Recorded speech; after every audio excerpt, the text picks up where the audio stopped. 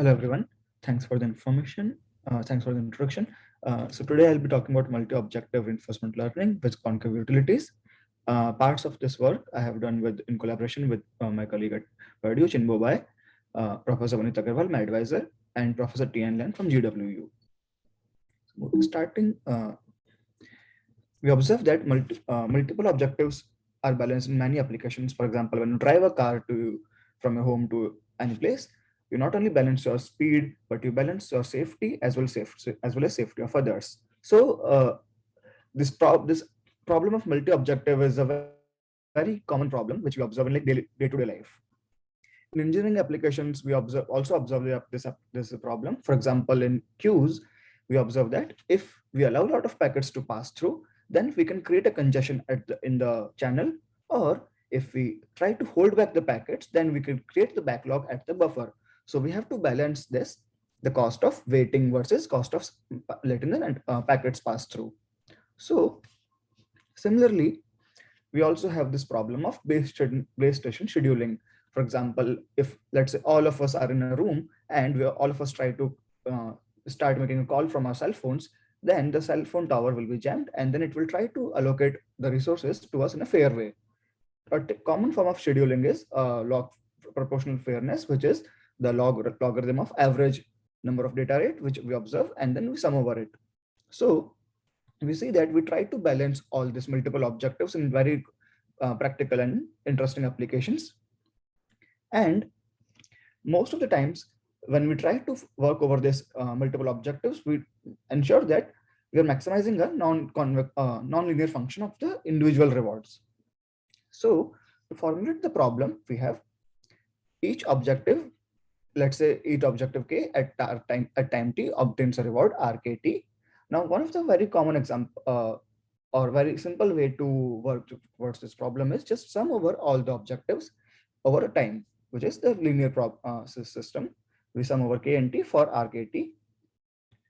Uh, However, what we consider is the joint non-linear reward, which is function of the individual summations of the reward objectives. Now, standard RL problem assumes that this f is linear, or actually the problem which the setup which you see in summation kt rkt. So what's the challenge? What challenge does this f brings to us?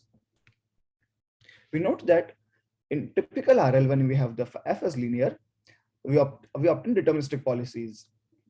For example, uh, if we know the current state, then we don't need to know any history in past, and we can take a deterministic action in the actions available to us to maximize our rewards going forward.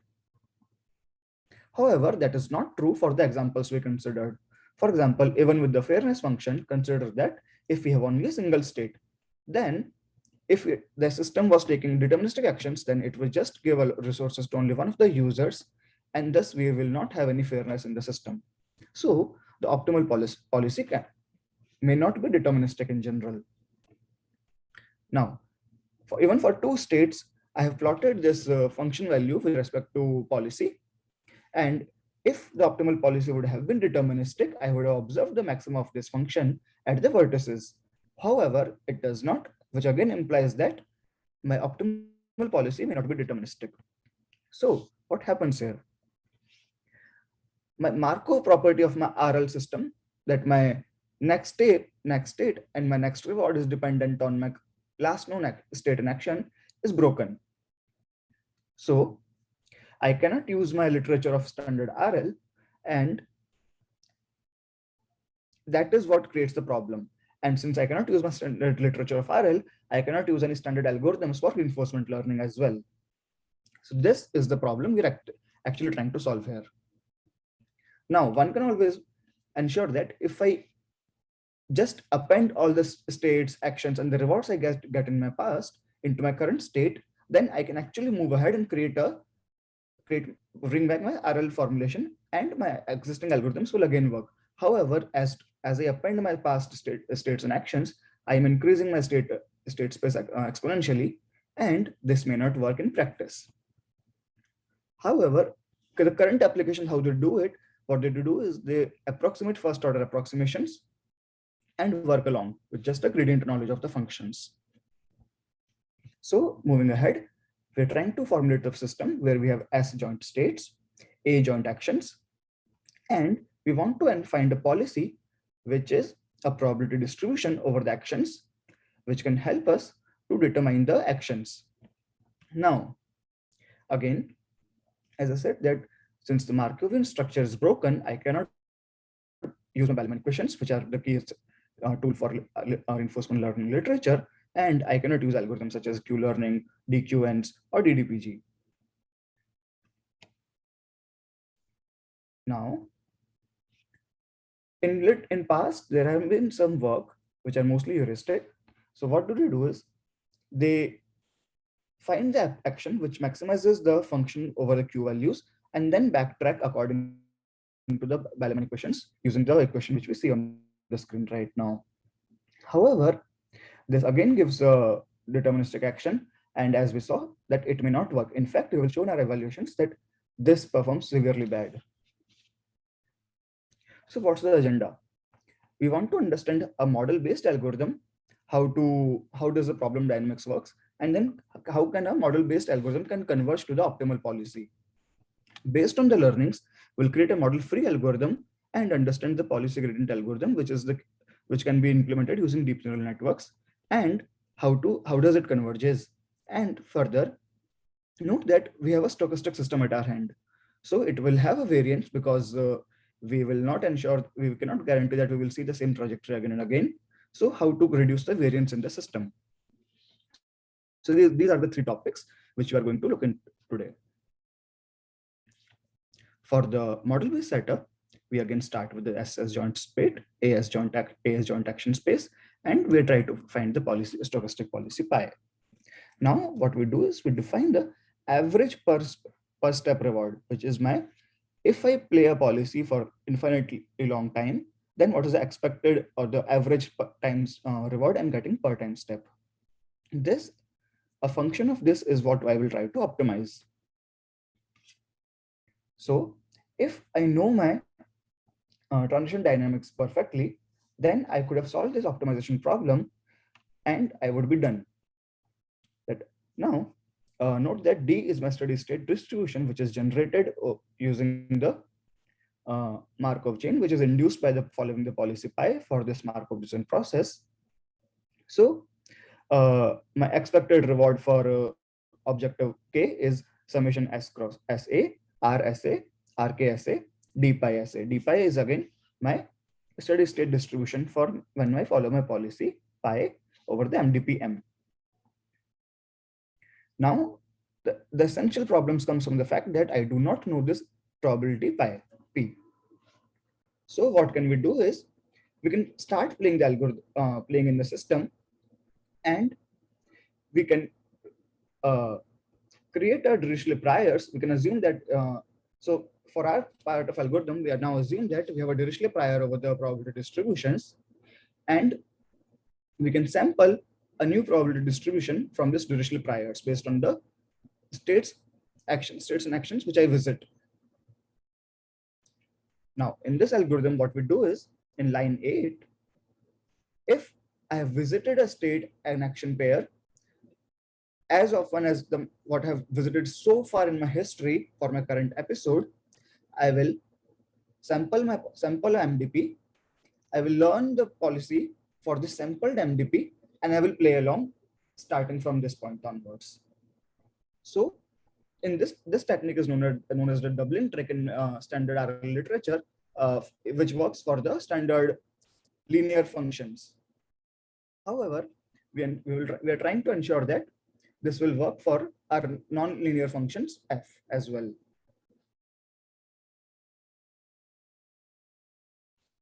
So based on this model-based algorithm, how can we ensure that this model-based algorithm is good? So we define the regret term. Regret is defined as my gap from the expected function value, which I would expect from playing the optimal policy versus the function value which I have obtained from the rewards which I have obtained so far. I'm trying to bind this expected value of the regret RT. Now, Using this posterior sampling with this distribution, I can guarantee that my expected regret is less than my D, which is diameter of my underlying MDP, action space A, my number of objectives are trying to maximize K, and my state space A, and root 1 over 80. Now, as I increase in time, my gap from the optimal is reducing. In fact, that decays optimally in terms of time. So how do I get this result? These are key technique. First, we ensure that, so we assume that the function is Lipschitz, which allows us to write the first equation. And we now using this Lipschitz property, I can break my function into sum of independent components. Now I have a known problem at hand. Following this, I can now bound my second in the terms in my summation in the second part, which is this comes from the standard result of reinforcement learning and stochastic optimization, that my average return minus R is PV minus V. So this PV is an operator which will hold for my sampled MDP. Now, what I'm trying to do is I'm trying to estimate how far my estimate or my sampled MDP is far from my true MDP. Second is how much I'm deviating from the expected trajectory when I would have followed some policy pi. Now, the first term, my P tilde minus PV ST minus PV ST. This I can bound using Hofding's concentration inequalities. In fact, this is a recent, relatively recent result. The result for this, for the linear function f, was proven in about 2010 by Jux et al. Using the result, we can actually bound this term via root S8 S root 80. However, in our result, we saw that we're actually binding it with a root 80, a by t. So this extra factor of a comes from the fact that our optimal policy is not deterministic, but a stochastic policy. So from the summary so far is that we can use a model-based approach for solving the multi-objective reinforcement learning problem. In fact, not just that, this is the first work which actually works towards the finding results for nonlinear scalarization. So past results have considered just when we consider the function f as a linear one. However, the problem with this approach is it is not scalable. And this is where the key results of deep learning and neural networks comes in. Moving ahead, what we want to do with the model-free approaches, we want to have a neural network theta parameterized by theta. And then we want to ensure that we have a discount objective j pi theta for my, this should be a typo, this is a k here, for my k objectives. And again, I'm trying to learn my stochastic policy pi, which is represented by theta. And I'm trying to optimize my function over here. Now, I can simply apply my chain rule for this multi-objective and just train a neural network over this. However, I run into two problems. First is my expected value of this j, the estimate which I get of this j del f by del jk, j k pi theta. This is not an unbiased estimator. In fact, what I can do is I can estimate j pi theta, but I cannot directly estimate del f by del j pi k pi theta. So this is my first problem. Second problem is I cannot calculate my infinite summation. So I have to stop at some point. I have to stop my algorithm at some point so that I can actually get some results. So how do I deal with these two challenges? My first challenge of estimating my gradient, we actually try to do, what we try to do is we sample multiple trajectories again and again so that we can get a asymptotic unbiased estimator for my gradient, function gradient. Now,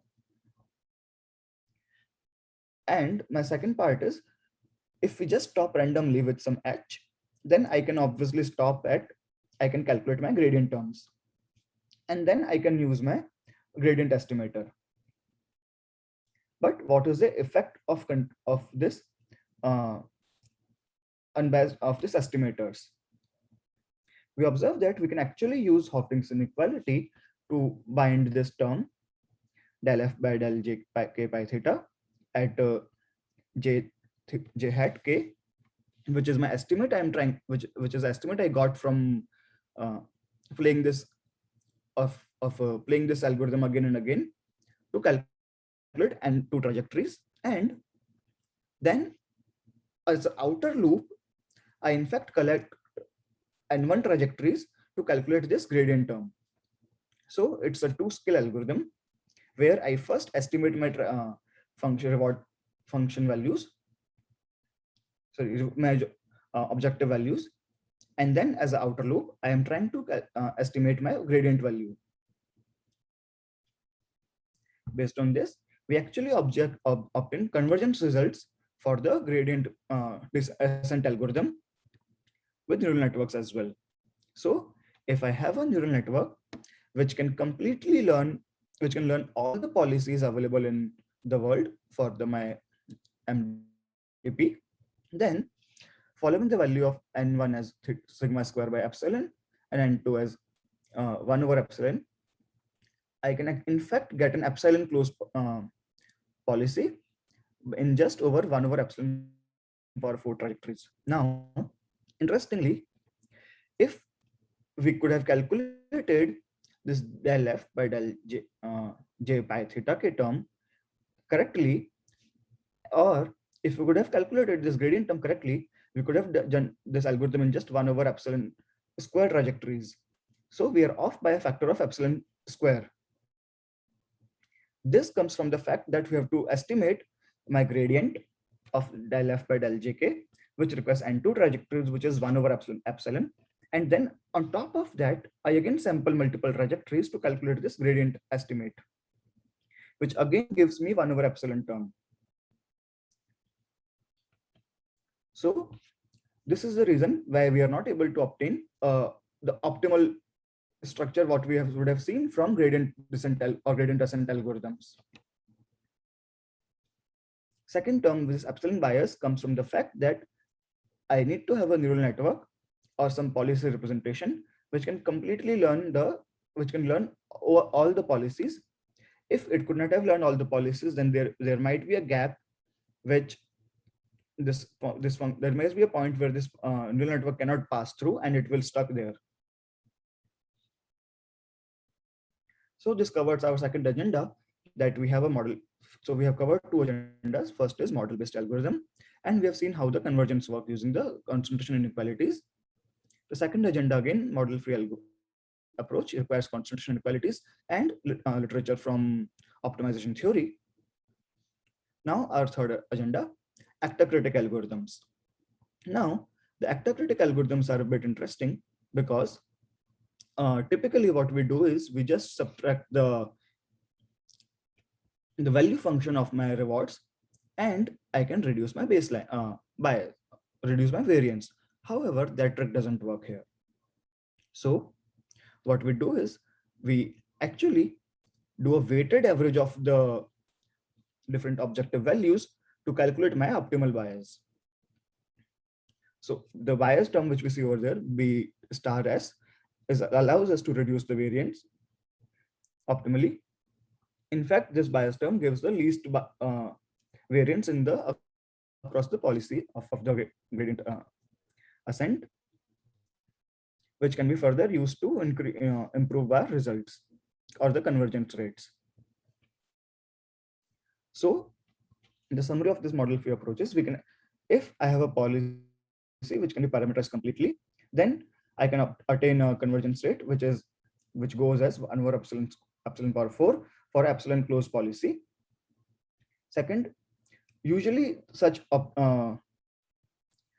states can be, such parameterization are available with softmax parameterization. So it has been shown in literature that we can obtain epsilon closed policies with a softmax parameterization.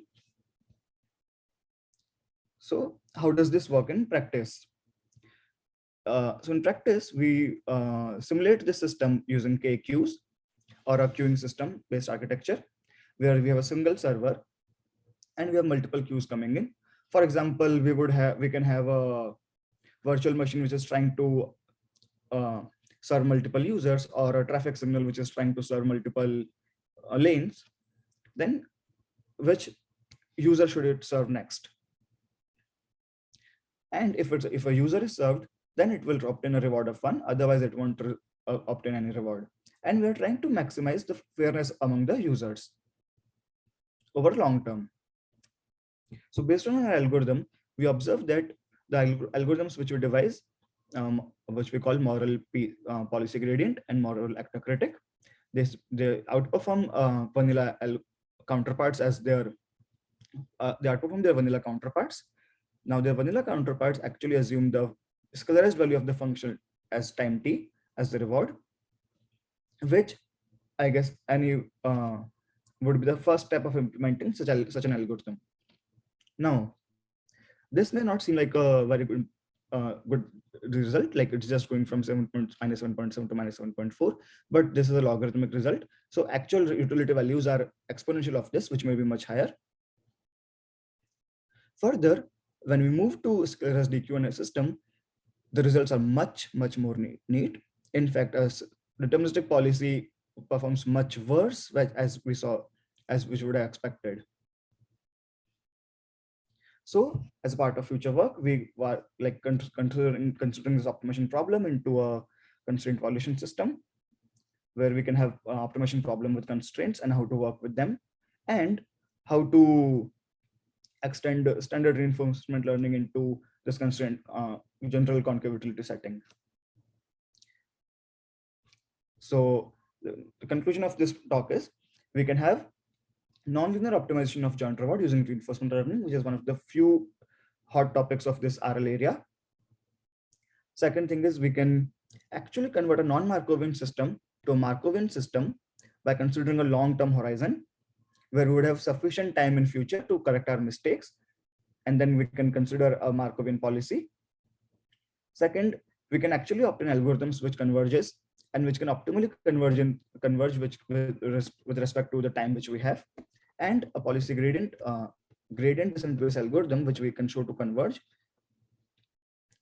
Second, lastly, the question which we ask in future for is, how can we ensure, or how can we develop algorithms which can distributedly work in this? For example, what we have observed so far is a central controller which is trying to maximize for the K agents, but how can the K agents can collectively make decisions which can allow them to obtain the similar structure? Thank you. Thank you very much for the very interesting talk.